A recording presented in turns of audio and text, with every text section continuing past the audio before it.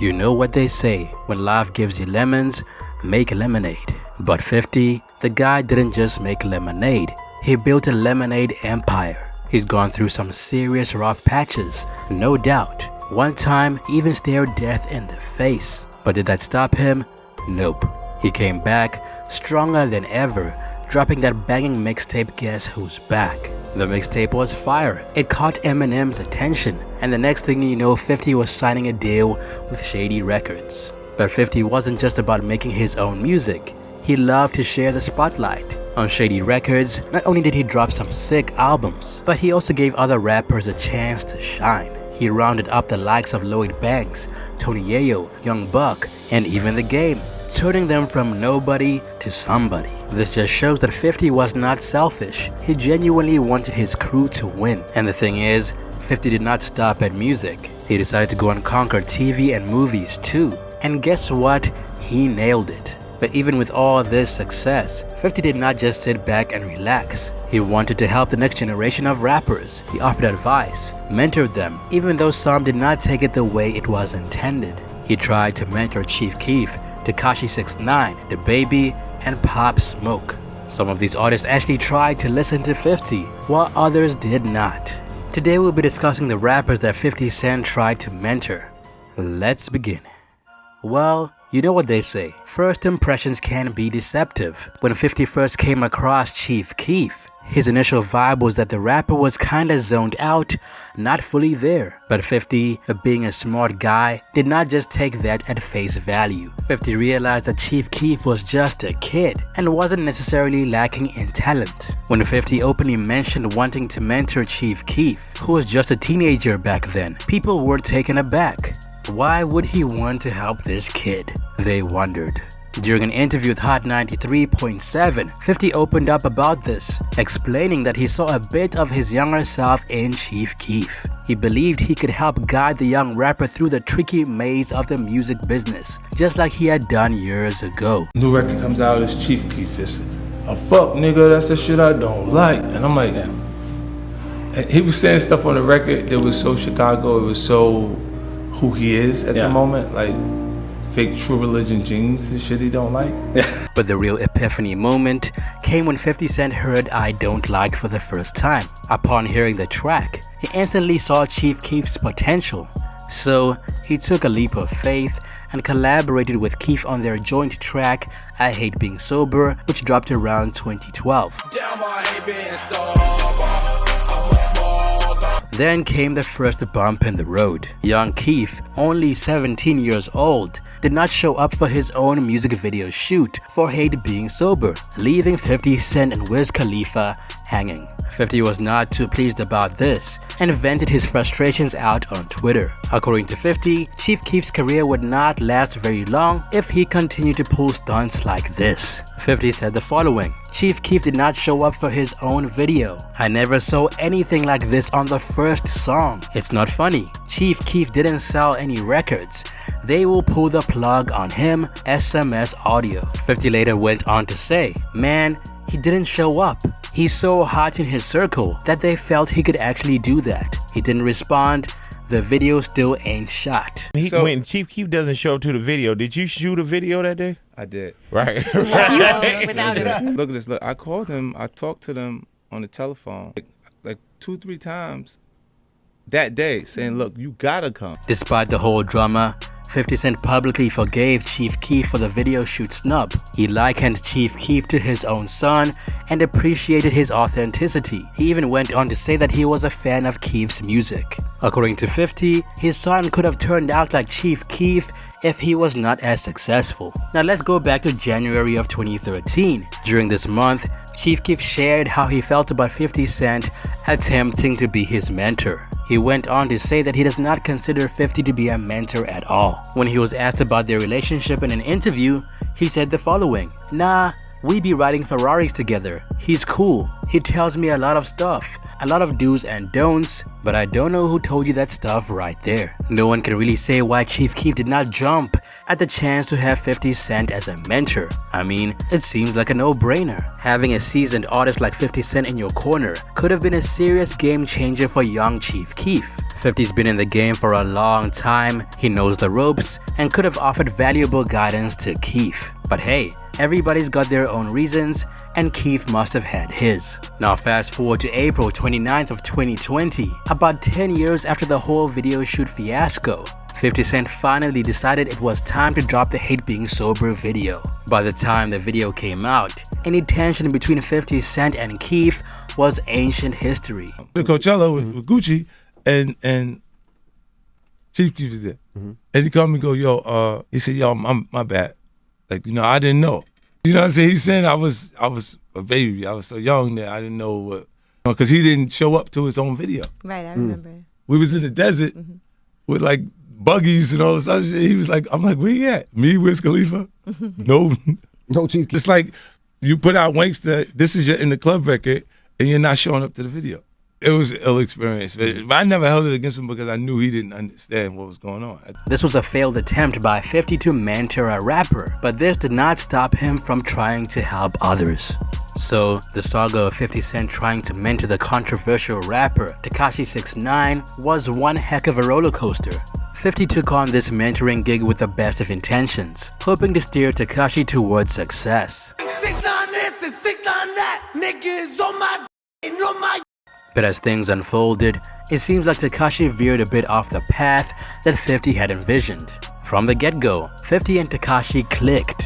50 took a young Tekashi under his wing, even affectionately calling him his son. He even passed on his title of King of New York to Tekashi, a big deal in the rap world. The relationship seemed like a win-win. Tekashi was gaining street credibility from 50's endorsement, and 50 was staying relevant thanks to Tekashi's rising fame. Now, the rap world was buzzing when it got out that 50 and Tekashi, along with Uncle Murder and Casanova, were about to drop a track called Get the Strap.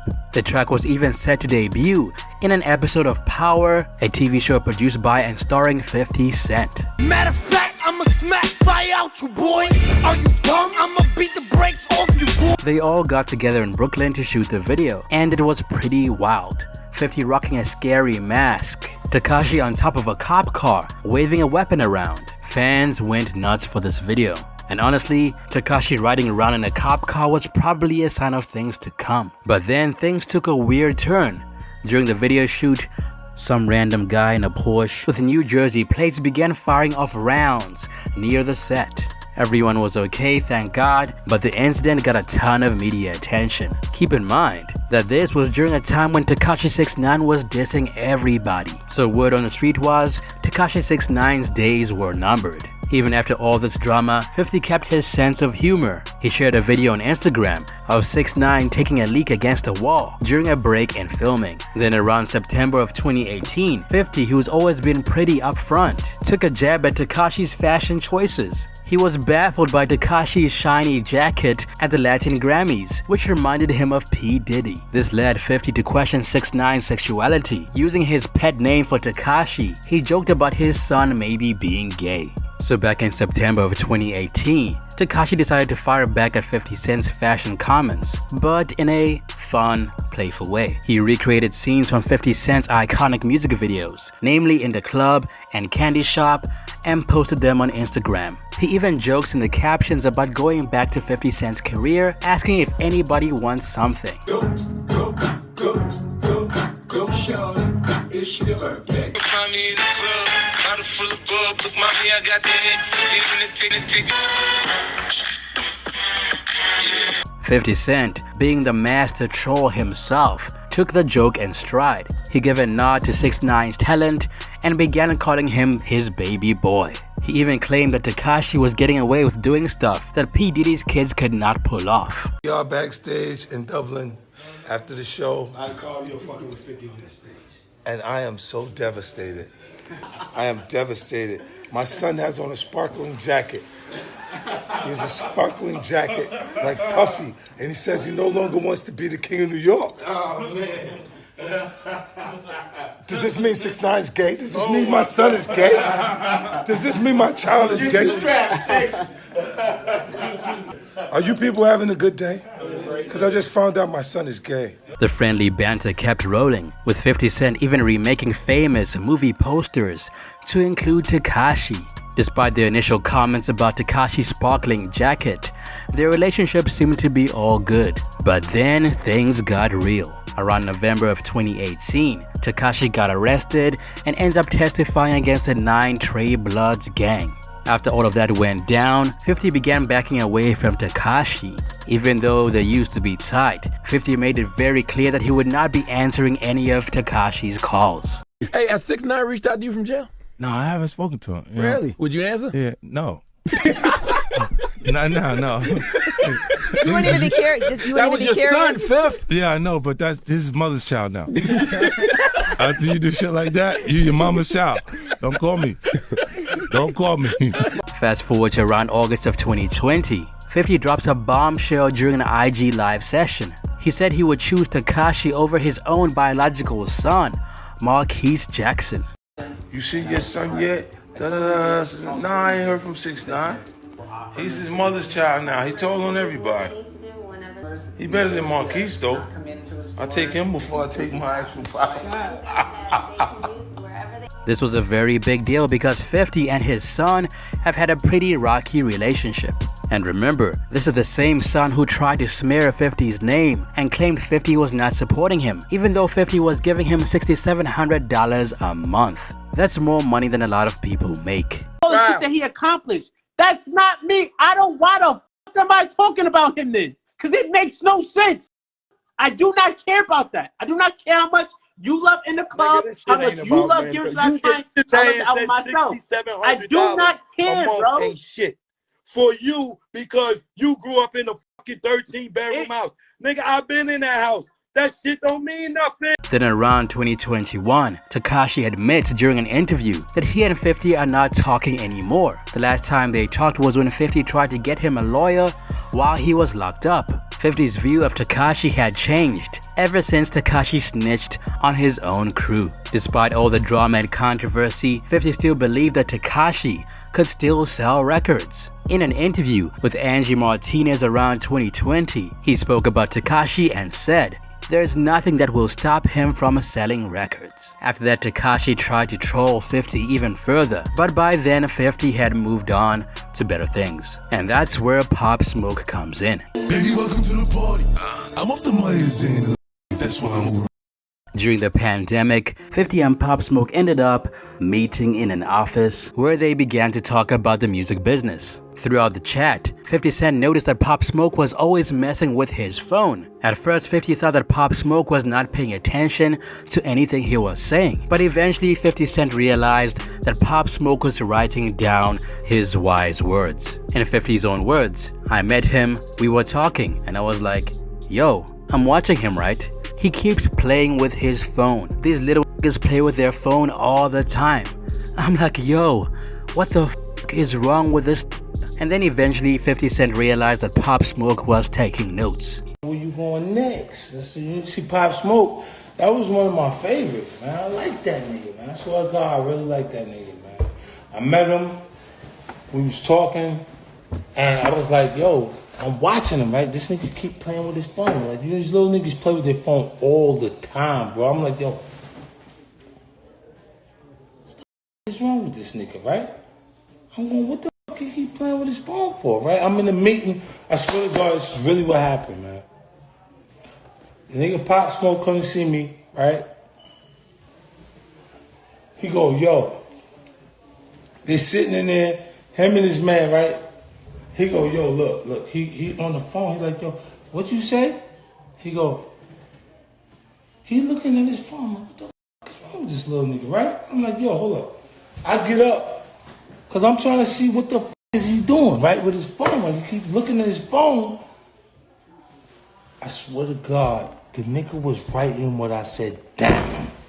During that time period, a lot of people compared Pop Smoke's energy to the kind that 50 Cent brought when he first stepped onto the scene. It was electrifying. But then, tragedy struck around February 19th of 2020. Pop Smoke was murdered. The guy was only around 20 years old and was just getting started. In what seemed like a targeted hit, Pop Smoke was shot dead. Some 4 people, one in a mask and armed, broke into his house where he was staying. Though there were others in the house, Pop Smoke was the only one who got shot. Pop Smoke, a rapper on the rise, has died at the age of 20. The reason? Some people thought it was a robbery. Pop Smoke had posted an image with the home's address on social media just before it happened. The people that broke into the house stole a bunch of things. But at the time, the cops believed that Pop Smoke's murder was tied to his connection with the Crips.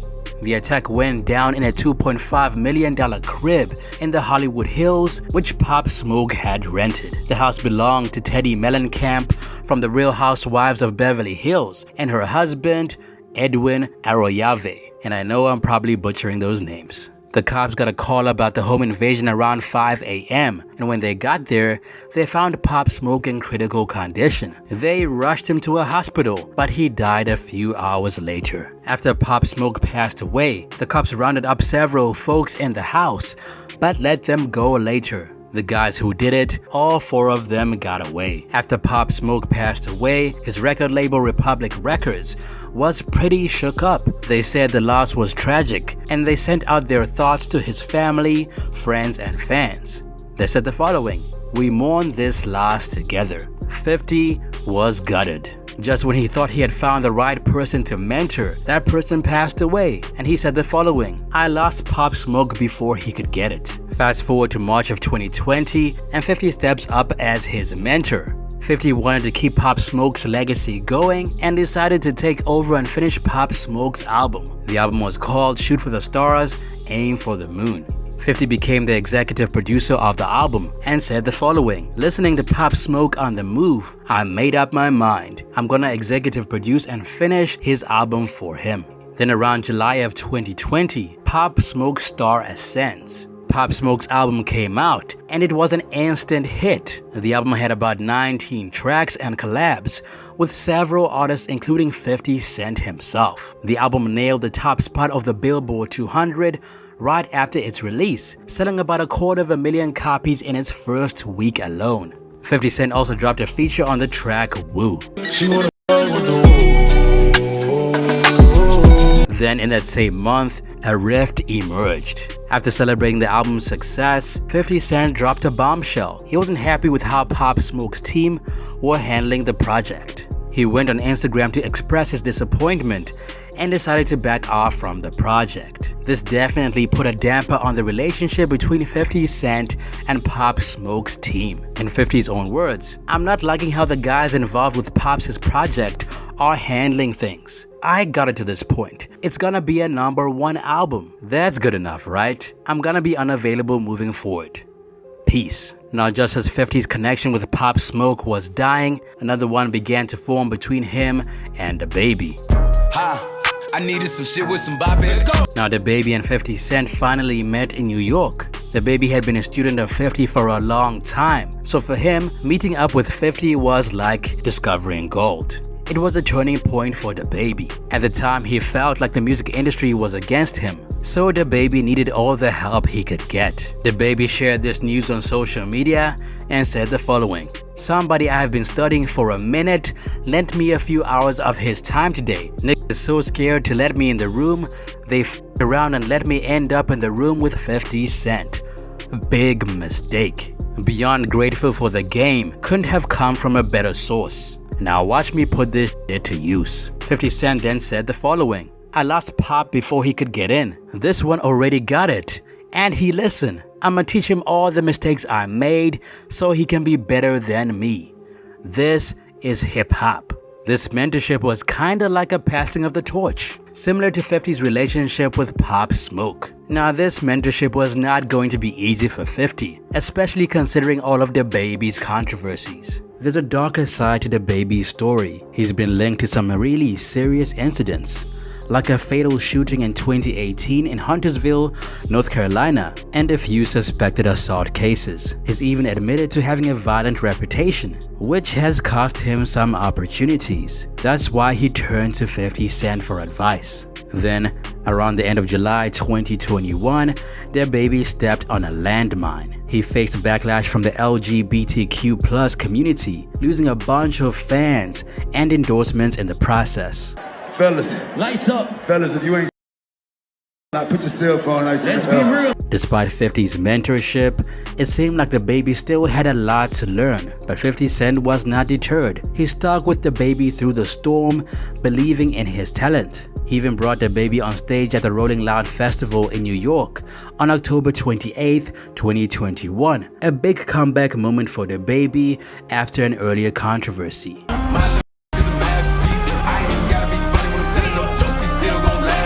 Fast forward to 2023, and their bond is stronger than ever. On 50's 48th birthday, DaBaby penned a heartfelt message on IG, calling 50 Cent the last role model he's got left. He appreciated 50's guidance through his rocky career moments.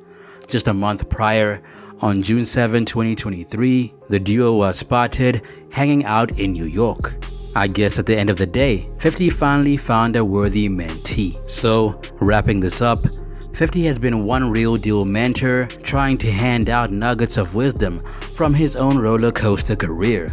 A few, like Pop Smoke and DaBaby, took it to heart, putting 50's advice to work in their careers, and let's face it, they did pretty well. But then, you've got folks like Tekashi 6ix9ine and Chief Keef, who, for whatever reasons, decided to ignore 50's playbook. Maybe they wanted to blaze their own trail. Who knows? With all 50 has done and all the connections he has outside of the music scene, you'd think any rapper with a lick of sense would be all ears when a 50 speaks. But hey, everybody's got their own way of doing things, right? Some people prefer to carve their own path, learning from their own triumphs and mistakes. To each their own, as they say. That's it for me, it's your boy Ali. Add me on Instagram at Ali Talks Music. Till next time, peace.